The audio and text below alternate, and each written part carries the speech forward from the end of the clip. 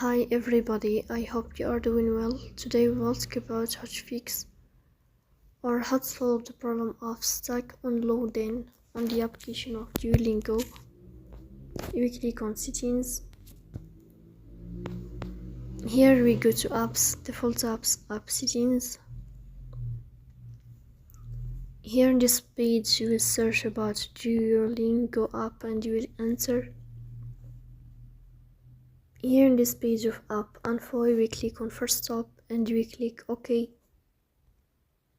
Then we'll enter to the window of storage. Here you will click on clear cache. In the end you will turn off your phone and you restart your phone again to fix that problem. If it's not working with you, then we'll update your app on Play Store, so please don't forget to press the bell icon.